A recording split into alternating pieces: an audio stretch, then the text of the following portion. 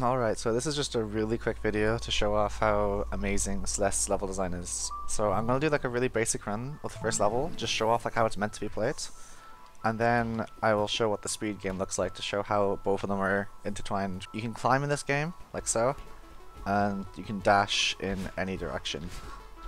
And landing on this will refresh your dash. So that's like the first kind of basic thing, like just that there's some items you can interact with. Over here, there's many ways to get through this room. So you can dash over there and then wall jump, or you could climb up here and dash up here. You know, like there's just basic ways to get through.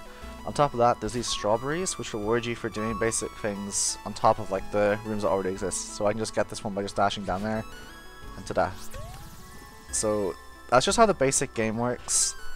And it just adds a lot of extra elements to the actual level design to make it complicated, like that kind of stuff.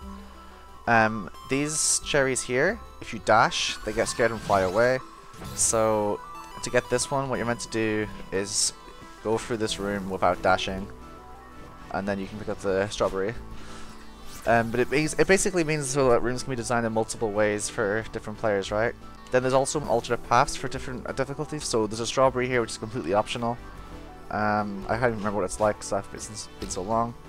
But yeah, so that's the kind of thing as well. There's these side optional rooms that have nothing to do with the main game. But you can just go do them if you want. So it's just pretty much every level has more stuff. Right, so now you see the first kind of interesting thing with this. If you jump at the top of this, then you get a big boost, right? So if you see up at the top left, you can use it to get a strawberry if you realize. Otherwise, you can just jump over here, and then carry on up here. But we're not going to do that quite yet. We're just going to go down here, and if you dash into some walls like this, you can see it was breakable. I can go in here, and there's another strawberry room. I think that's a good overview of like the whole main play pattern. Here we're going to see something that's introduced now, and it's going to be for the whole game. So if you dash onto this, then you get your dash back in the air. Normally you have to touch the ground to get your dash back. But what's good about it as well is if, let's say I didn't realize this and I was like, what the fuck do I do? And I'd accidentally killed myself or something. The respawn time is super quick. So it doesn't really matter if you make mistakes like that because you respawn so close anyway. So more basic stuff. This is another thing where you went to like, whoops, dash up here, pick up this, dash, and then we're on our way. This is where people are probably going to first like realize the mechanic where you can like get boosts and stuff. You just stand on this and accidentally die. So then what will happen is they go, ah, I'll jump over this. And they jump and they go, oh, I got a boost. Okay. And they can realize they have to go up here. Yeah, just going to do some more basic rooms now. These reset your dashes, as we learned earlier. Okay, these are the first falling blocks in the game. You can tell that because they have the white tops on them. Again, if you didn't realize that and you're like, oh wait, what the hell? It doesn't matter because you respawn so quickly anyway. But you have plenty of time to go, oh wait, that thing's falling. Jump onto this wall, jump over here, and off we go. Then we have another room where we get to see that thing fall, and then we're going to be able to jump over it, and then just dash along. There's another alternate path up to the left, we're not going to go there though. This is one of the strawberries that's, again, uses that momentum thing, but you don't have to use the momentum thing, it's just like a extra bonus for those who do. That shows you, that last room shows you how like if you grab onto that, then you can, you know, that will proc it too. Which then leads you into this puzzle, where you grab onto this and let go, and you go flying. And there's like 4 alternate paths here. There's one over there to the left you can see, there's one to the right, and there's also a strawberry here. Like so. We're not going to the right, yeah, sorry, it's up here. One of the things I really get about Celeste too is that it shows you all you need to know at the time. In later levels, if the screen goes on too far that you wouldn't know what to do and would have to react, you can look into binoculars and see the whole room. But now I can see that I have to jump up there, dash, pick up that thing, and dash onto there. So I do this, I climb, I dash again, we get I jump over here. Again, I can see that I need to be able to save my dash, so I jump, I dash, and I get my dash back up here, and then we're good. This is where it starts punishing you. Yeah, sorry, that's it for jumping there. It goes, okay, you have to be a bit more careful. But it often shows those things at the start of room, so the respawn doesn't feel too punishing. This is the second last room and ties a lot of the concepts together. So it has like, you see those white blocks there, or the white snow at the top. That means it's gonna fall. So I can dash onto that. I see it falls. Okay, now I get my dash back, so I can use it to get up here. And I jump on that. Again, I get my dash back. And I see this is the same thing, so I get my dash back there too.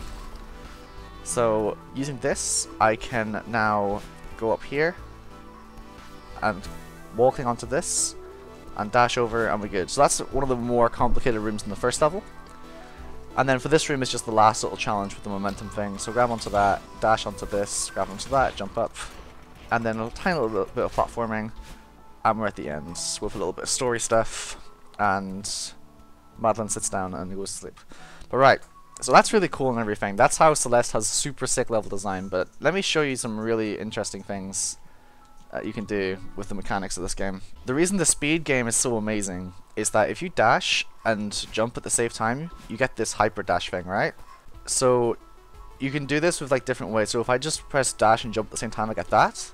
But if I hold down while doing it, I get that, which goes way further horizontally. You can also do it on walls to get a huge vertical boost. And what's really cool about this is that the dev team actually intentionally let this in the game and allowed you to do some speed shots. So I'm going to go through the level pretty quickly, hopefully, and see how it goes, so I can show off what it's doing. So you can hyper dash over there, dash, dash. And now up here, I get to do like a wall dash up there. I'll hyper dash over here. And you see I'm already skipping loads of stuff. Now remember, over here I went up like this. I'm not going to do that. We're going to go over here. And then that just about makes it over. Normally meant to go over to the right, but we're just going to, again, hyper dash up here and skip that. Not too much interest in this room. You can hyper dash over to the spring though and go pretty fast. And again, we're going to do another vertical hyper dash to get up there. Generally just moving quick at the moment. Just lots of quick movement to get around the place.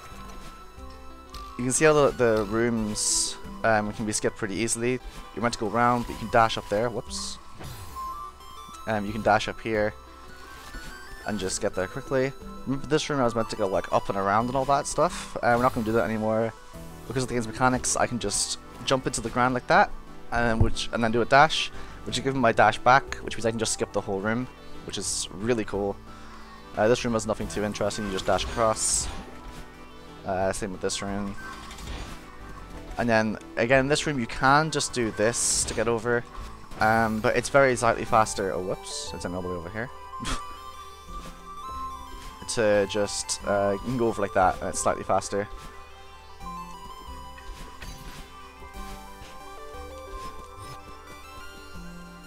We meant to go up and around to the right, but we can just go up like this. Now this is one of the coolest parts of the game, like to really show off how good the level design is. So remember last time I had to go up and around and all the rest of it and like grab onto all these platforms? I don't need to do that anymore. This might take me a little bit, but you can jump over here and then do 2 wall jumps there. Let me get it. There we go. So you can see that I just skipped the whole room, basically. Yeah, basically it means that you keep up your momentum the whole time. The one thing that the devs did is any room where you'd have to wait for time, they pretty much just sped it up dramatically, which is really cool.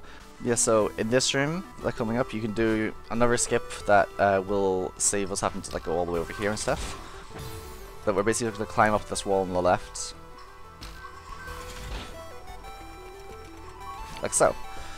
Yeah, by putting all that together, you get a very different level, and you can see that all of the original level had some really interesting mechanics in it and asked you to do interesting things as well. But the speed level, so the game itself is also designed to be played very quickly, so you can skip a lot of the more boring stuff, but also it makes it so experienced players are going to have a lot of fun still playing the start of the game. Hope that you enjoyed, and hope that you learned something, and hope that you play this game. It's absolutely amazing. Goodbye.